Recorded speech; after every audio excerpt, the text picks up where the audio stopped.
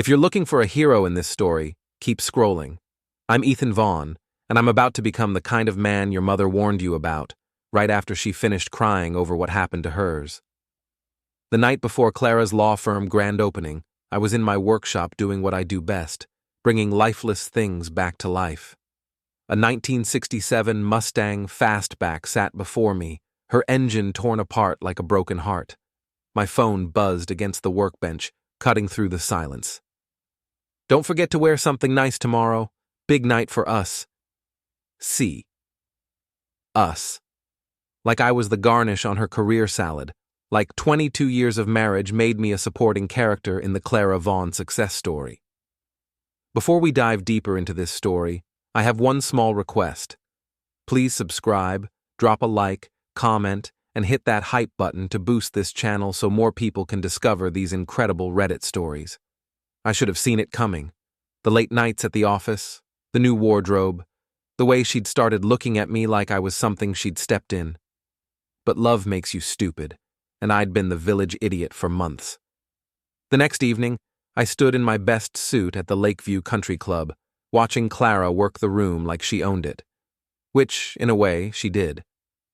Her law firm's grand opening was the social event of the season, complete with champagne fountains and enough fake smiles to power the city. "Ethan!" Clara's voice cut through the crowd. She appeared beside me, radiant in a red dress that probably cost more than most people's cars. "There's someone I want you to meet." She led me to a corner where a manila envelope sat on a small table, like a prop in some twisted theater production. The crowd began to gather, sensing something significant was about to happen. "Ladies and gentlemen," Clara announced, her voice carrying across the room, "I have an announcement to make." The champagne chatter faded. All eyes turned to us. I felt like a deer in headlights, but Clara was glowing. "This man," she said, placing her hand on my arm, "has been my rock, my foundation. He helped me get this far." The crowd murmured appreciatively. I started to smile, thinking maybe I'd misjudged everything. Then she picked up the envelope. "Which is why I wanted to do this publicly, to thank him properly for his service." She handed me the envelope with a smile that could have cut glass. "Ethan, you've been wonderful training wheels, but it's time for me to ride solo." My hands shook as I opened the envelope. Divorce papers, signed, sealed, and delivered with an audience of 200 witnesses. The crowd's murmur turned to gasps, then uncomfortable laughter. Someone started clapping, unsure if this was part of the entertainment. "Clara, what?" I started. "Oh, don't look so shocked, darling." Her voice carried that patronizing tone I'd grown to hate. "You had to know this was coming. We've grown apart. I've grown up." From behind her, a younger man stepped forward. Justin Blake, her protégé. Tall, handsome, everything I used to be 20 years ago. He placed his hand on Clara's lower back with the casual confidence of ownership. "You were a good stepping stone," Justin whispered as he brushed past me, loud enough for nearby guests to hear. "Thanks for keeping the seat warm." The laughter around us grew louder. I heard fragments of conversation. "Training wheels husband. She's been planning this for months. About time she traded up." I looked at Clara, searching for any trace of the woman I'd married, the one who used to laugh at my jokes and steal my hoodies. Gone. Replaced by this stranger who'd just publicly executed our marriage for sport. "I hope we can remain friends," Clara said, her voice carrying across the silent crowd. "After all, you helped build this empire." Empire. Built with my money, my connections, my 20 years of supporting her dreams, while mine collected dust. I folded the papers carefully, slipped them into my jacket pocket, and smiled. Not the broken smile of a defeated man, but something else entirely. "You know what, Clara? You're absolutely right." My voice was steady, calm. "I did help build this empire." I pulled out my phone and opened my banking app. With a few taps, I canceled my $20 million investment in her firm. The money I'd quietly funneled into her dream, the safety net she didn't know she was standing on. And now I'm taking my empire back. The notification would hit her phone in 30 seconds, her partner's phones in 60.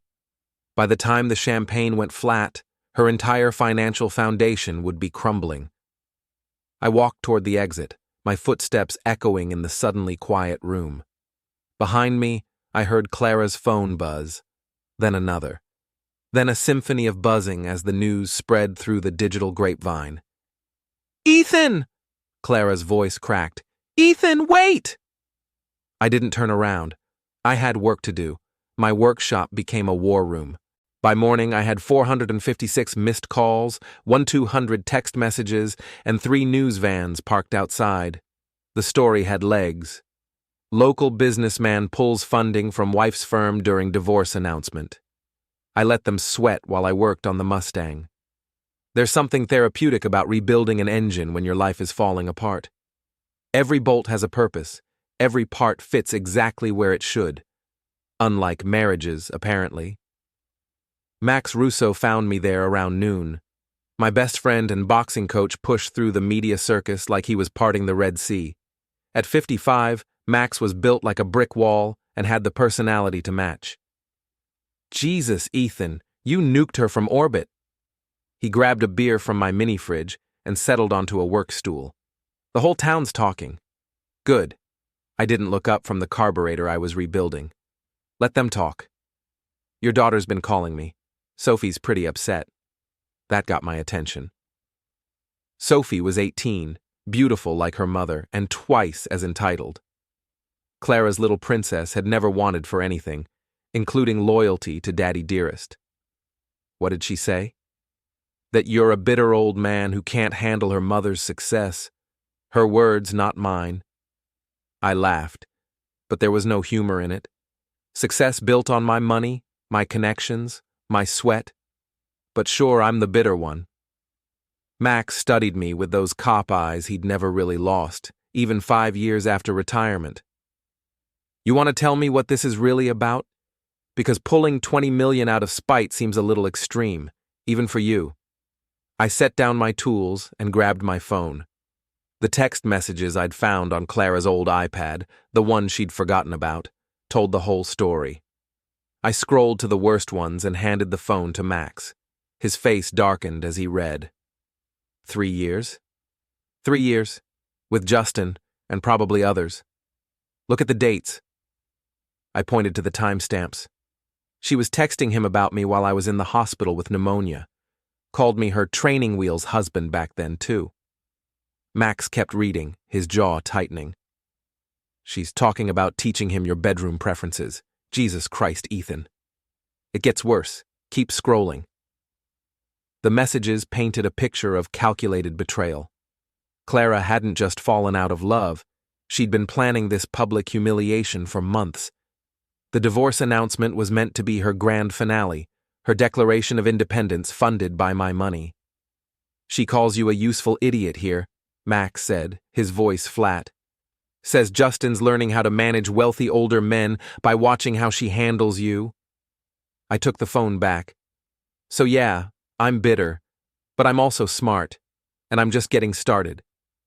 What's the plan?" Before I could answer, my workshop door burst open. Sophie stormed in, her perfect blonde hair whipping around her face like an angry halo. She'd gotten Clara's beauty and attitude in equal measure. "Dad, what the hell is wrong with you?" "Language, Sophie. Don't you dare lecture me about language when you just destroyed Mom's life." She was crying now, mascara running down her cheeks. "Do you know what you've done? The firm is hemorrhaging clients. The partners are furious. Mom might lose everything." "Good." The word hung in the air like a slap. Sophie stared at me like I'd grown a second head. "Good? That's all you have to say? She worked her ass off for this." "With my money. It's community property. You're married." "Not anymore." I held up the divorce papers. "She made that very clear last night." Sophie's face twisted with rage. "You're just bitter because she outgrew you, because she became something more than a mechanic's wife." That stung. but I kept my voice level. Is that what she told you? She didn't have to tell me anything. I have eyes. I see how you look at her, like she owes you something. Like her success is somehow about you. Max shifted uncomfortably on his stool, but I motioned for him to stay quiet. You're right, Sophie. Her success isn't about me, but it was built on me.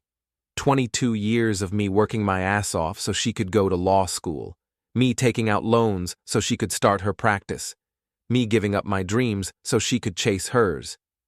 And now you're throwing a tantrum because she doesn't need you anymore. No, sweetheart. I'm throwing a tantrum because she's been cheating on me for 3 years and decided to humiliate me in front of the entire town instead of having an adult conversation about divorce. Sophie's face went white. That's not... She wouldn't... I handed her my phone with the text messages still open. Read for yourself. She scrolled through them, her face cycling through disbelief, anger, and finally, devastation. When she looked up, tears were streaming down her face.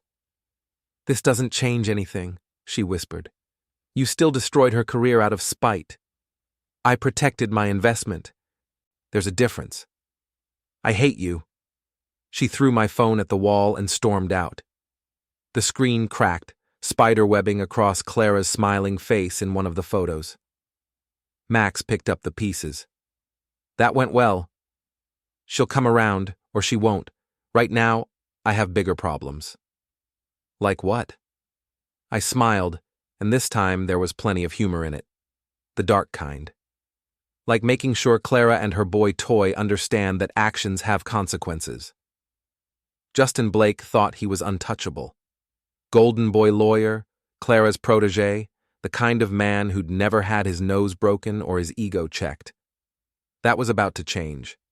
I found him at Fitzgerald's gym the next evening, working out on the heavy bag with all the technique of a drunk toddler. Max's gym was old school, exposed brick, heavy bags that had seen decades of punishment, and the smell of honest sweat. It was my sanctuary, the place where I'd learned that sometimes you have to hit back. Ethan Vaughn, Justin's voice carried across the gym as he spotted me. Come to apologize? The few other guys in the gym looked up from their workouts. Word traveled fast in a small town, and everyone knew about the divorce drama. I could feel their eyes on us as I approached. Actually, I came to work out. Stress relief, you know? I started wrapping my hands, taking my time with each finger. Divorce can be so emotionally draining. Justin laughed, the sound echoing off the brick walls. I bet. Must be tough watching your wife upgrade to a younger model. Younger, sure. Better remains to be seen. He stepped away from the heavy bag, sweat glistening on his perfectly sculpted chest, the kind of body that came from personal trainers and expensive gym memberships, not real work. Clara seemed satisfied with the trade. The guys around us had stopped pretending to work out. This was better than cable TV. Does she? I finished wrapping my hands and moved to the speed bag. Funny thing about Clara, she's always been good at faking satisfaction. Justin's face flushed red. You're a bitter old man. Maybe. But I'm a bitter old man who knows how to throw a punch. I worked the speed bag in a steady rhythm, the leather popping against the platform. You ever box, Justin? I don't need to fight like some caveman to prove my worth. No, you just steal other men's wives. Much more civilized. The speed bag sang under my fists, muscle memory taking over. 20 years of coming here, working out frustrations on leather and steel instead of taking them home to my family. Fat lot of good that had done me. I didn't steal anything, Justin said, his voice tight. Clara came to me. She was lonely, neglected. You drove her away with your small-town mentality. I stopped hitting the bag and turned to face him. Small-town mentality? Is that what we're calling integrity these days? Integrity doesn't pay for law school. Integrity doesn't build empires. No, But my money did both of those things. Justin's laugh was sharp, mean. Your money? You fix cars for a living. Clara built that firm with her talent, her connections, her vision. You were just the wallet she married before she knew better. The gym had gone completely quiet. Even the old-timers by the free weights were watching now. You know what, Justin? You're absolutely right. I was just the wallet, the stepping stone, the training wheels. I pulled off my t-shirt and reached for the boxing gloves hanging on the wall. But here's the thing about training wheels. They teach you balance. And you, my friend, are about to fall down. What are you suggesting? I held up the gloves. Friendly sparring match. Just two guys working out their differences like gentlemen. Justin looked around the gym, suddenly aware of his audience. Backing down now would look like cowardice, and his ego was too big for that. Fine. But when I embarrass you in front of your friends, don't come crying to Clara. Max appeared beside me, shaking his head. Ethan, this is a bad idea. No, Max, this is therapy. We climbed into the ring, Justin moving with the confidence of someone who'd never been hit hard. I'd been coming to this gym for 20 years, sparring with cops and construction workers and guys who settled arguments with their fists instead of their lawyers. You sure about this, old man? Justin danced around me, throwing shadow punches. I don't want to hurt you too badly. I smiled and touched my gloves to his. Don't worry about me, son. I heal fast. The bell rang, and Justin came at me like he was trying to end it quickly. Fast hands, no power, all flash. I let him throw his combinations, slipping most of them, letting a few glance off my shoulders and arms. He was breathing hard already. Getting tired? I asked. Just warming up. He threw a wild right hook that missed by 6 inches. I stepped inside and landed a short uppercut to his solar plexus, just hard enough to fold him in half. Justin staggered back, gasping. Lucky shot. 20 years of lucky shots. This time I pressed forward, working his body with methodical precision. Nothing illegal, nothing that would cause permanent damage, but enough to teach him what real fighting felt like. He tried to clinch, to tie me up, but I shrugged him off and continued my education. By the second round, Justin's pretty face was puffy and red. His expensive mouthguard was pink. The cocky smile was long gone. Had enough? I asked during a break. Go to hell. Already there, thanks to your girlfriend. The third round was pure punishment. Justin could barely keep his hands up, and I picked my shots carefully. A jab to open him up, a hook to the body to slow him down, an uppercut to remind him who was in charge. When the final bell rang, Justin was hanging on the ropes, defeated and humiliated in front of a gym full of witnesses. The guys were already pulling out their phones, recording his shame for posterity. Good workout, I said, pulling off my gloves. We should do this again sometime. Justin could barely stand, let alone respond. Max helped him to a corner, where he sat with his head in his hands. You feel better now? Max asked me quietly. Getting there. But I wasn't done, not even close. The video of Justin's boxing humiliation hit social media within an hour. By morning, it had gone viral locally, with comments ranging from "Karma's a snake" to "Team Ethan all the way." Clara's golden boy had been exposed as a paper tiger, and the town was eating it up. But that was just the appetizer. I spent the next week quietly dismantling the financial empire I'd helped Clara build. Not illegally, I'm not stupid, but methodically, legally, and with surgical precision. First, I called in favors. 22 years of fixing cars for judges, police chiefs, and city council members had built me a network Clara never knew about.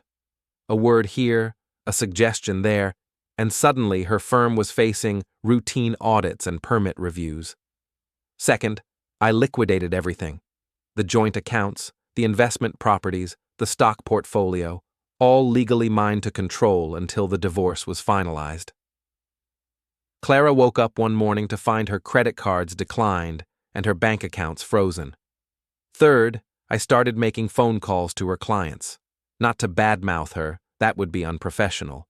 Just friendly check-ins with people I'd known for years, asking how they were enjoying Clara's services, mentioning that I hoped there were no conflicts of interest now that we were divorcing. The effect was immediate and devastating. "Ethan, we need to talk." Clara's voice on my answering machine was strained, desperate. "Please, this has gone far enough." I deleted the message and went back to work on the Mustang. The engine was almost ready, purring like a satisfied cat. Some things could be fixed. Others were too broken to save. My phone rang again. This time it was Margot Sloan, one of Clara's partners at the firm. We'd met at several social functions over the years, and I'd always found her more genuine than Clara's usual crowd.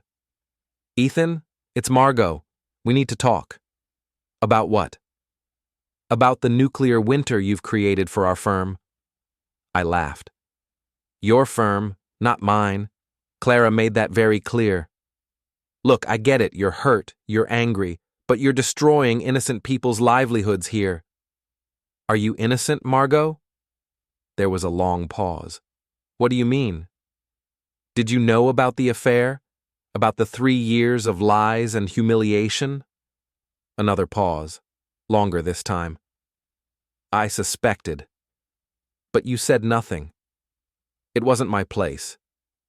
Wasn't your place to warn a friend that his wife was making him a laughingstock, that she was planning to publicly humiliate him?" "Ethan, I'm sorry. I should have. You should have. But you didn't. So now you get to deal with the consequences along with everyone else." I hung up and immediately regretted it.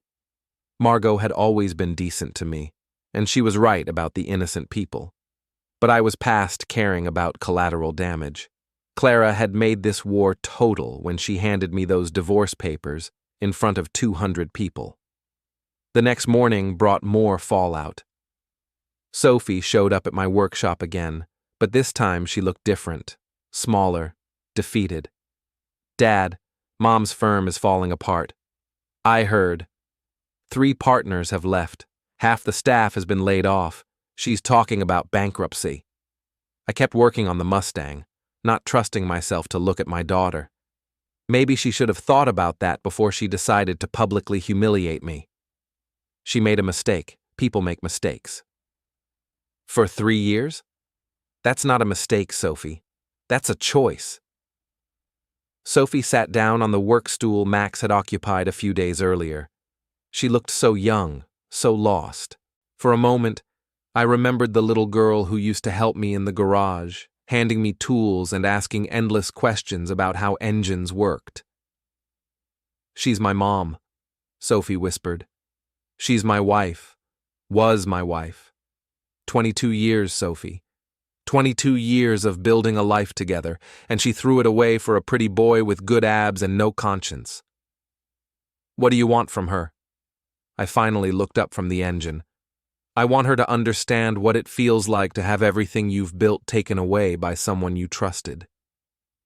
"And then what? When she's lost everything? When she's broken and humiliated? What then?" It was a fair question, one I'd been avoiding. "I don't know." "This isn't you, Dad. You're not cruel. You're not vindictive. Maybe I should have been. Maybe if I'd been less trusting, less willing to put her needs before mine, we wouldn't be here." Sophie was crying now, silent tears that reminded me of her mother in happier times. "I just want my family back." "So did I, sweetheart. So did I." She left without another word, and I went back to the Mustang. But for the first time since this all started, I wondered if I was becoming something I didn't recognize, something Clara had turned me into. My phone buzzed with a text from an unknown number. "Check your email." A friend. The email contained a video file. Security footage from the motel on the edge of town, time-stamped 3 months ago. Clara and Justin, but they weren't alone. A third person was with them, someone I recognized. My hands shook as I watched my wife's betrayal reach new depths. This wasn't just about Justin anymore. This was about a web of lies and manipulation that went deeper than I'd imagined. I picked up my phone and started making calls. If Clara wanted to play dirty, I'd show her what dirty really looked like. The annual Lakeview Charity Gala was the social event of the year, bigger than Clara's firm opening, bigger than anything else on the town's calendar. 500 of the area's most influential people gathering to see and be seen while writing tax-deductible checks for local causes. I hadn't planned to attend.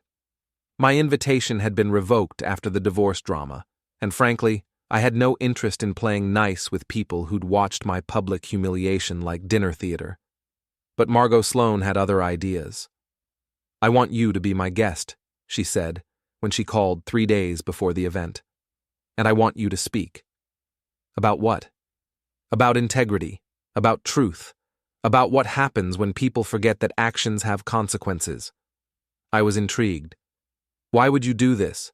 Clara's your partner." "Was my partner. She's been forced out. The remaining partners voted her out yesterday after the latest round of client departures." This was news to me. "And you want me to twist the knife?" "I want you to tell the truth. All of it. With evidence." The video I'd received had been just the beginning. Margot had been quietly documenting Clara's behavior for months, building a case for her removal from the firm. The affair with Justin was bad enough, but Clara had also been involved with 2 other junior associates, using her position to manipulate young lawyers into compromising situations. "She's been destroying careers and relationships for years," Margot explained. "You were just the biggest target." The night of the gala, I stood in the wings of the country club's ballroom, watching 500 people in evening wear pretend to care about charity while gossiping about my failed marriage. Clara was there, stunning in a black dress that probably cost more than most people's monthly salary. Justin stood beside her, his face still showing faint bruises from our boxing match. "Ladies and gentlemen," the master of ceremonies announced, "we have a special guest speaker tonight. Please welcome local businessman Ethan Vaughn." The applause was polite but confused. I walked to the podium, adjusting the microphone as murmurs rippled through the crowd. "Thank you. I know many of you weren't expecting to see me here tonight, especially after recent events." I smiled, letting my eyes find Clara in the crowd. She looked pale, frozen. "But I have a story to tell, and I think it's one you need to hear." I clicked a remote, and the first image appeared on the large screens flanking the stage, a text message conversation, enlarged for everyone to read. 3 years ago, my wife began an affair. Not just a moment of weakness, not a mistake, but a calculated, ongoing deception that involved multiple partners and elaborate lies. Gasps echoed through the ballroom. Clara stood up from her table, but security guards, arranged by Margot, gently encouraged her to sit back down. She called me her training wheels husband, said I was useful for funding her career but embarrassing to be seen with in professional settings. More images flashed on the screen, each one more damaging than the last. She taught her lovers how to manipulate older, wealthy men by using me as a case study. The crowd was riveted now, their polite attention replaced by horrified fascination. I could see phones coming out, recording everything for social media posterity. But the affair was just the beginning. Clara Vaughn used her position at her law firm to coerce young associates into relationships, threatening their careers if they refused, promising advancement if they complied. Now I had their complete attention. This wasn't just divorce drama anymore. This was criminal behavior.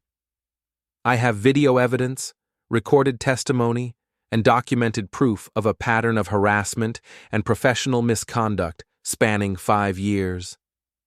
Clara was on her feet again, trying to push past the security guards. "This is slander. He's lying." "Am I?" I clicked the remote again, and the motel security footage began playing on the screens. "This is from 3 months ago. That's my wife, her protégé Justin Blake, and City Councilman Robert Hayes. All married individuals, all engaged in activities that would interest their spouses, the State Bar Association, and the FBI's Public Corruption Unit. The room erupted. People were shouting, phones were flashing, and Clara was screaming something about lawsuits and revenge. But I wasn't done. The woman you've all admired, the legal eagle who was supposed to represent integrity and justice, has spent years destroying lives for her own entertainment. She didn't just cheat on me, she cheated on this entire community. Justin tried to rush the stage, probably thinking he could salvage something from this disaster. He made it 3 steps before tripping over his own feet and face-planting into the charity auction's centerpiece cake. The cameras caught every second of his frosting-covered humiliation. I spent 22 years supporting a woman I thought I knew, funding dreams I believed we shared, building a life with someone who saw me as nothing more than a useful idiot. My voice carried across the now silent ballroom. She wanted me to sign and leave, so I did. But first, I signed her name at the bottom of a disaster. I walked off the stage as chaos erupted behind me. Clara was being escorted out by security, Justin was wiping cake from his face, and 500 phones were uploading the footage to every social media platform in existence. In the parking lot, Margot was waiting by my truck. "Feel better?" she asked. "Getting there. The State Bar will probably open an investigation. The FBI too, if that corruption angle pans out. Good. Actions should have consequences." She studied my face in the parking lot lights. "What about you? What happens to Ethan Vaughn now?" I looked back at the country club, where my former life was burning to the ground in spectacular fashion. 22 years of marriage, reduced to a viral video and a room full of shocked faces. Now I finish restoring that Mustang and figure out who I am when I'm not being someone's stepping stone. Any regrets? I thought about Sophie, about the collateral damage, about the man I'd become in pursuit of revenge. Then I thought about 3 years of lies, public humiliation, and a woman who'd seen my love as weakness to exploit. Ask me in a year.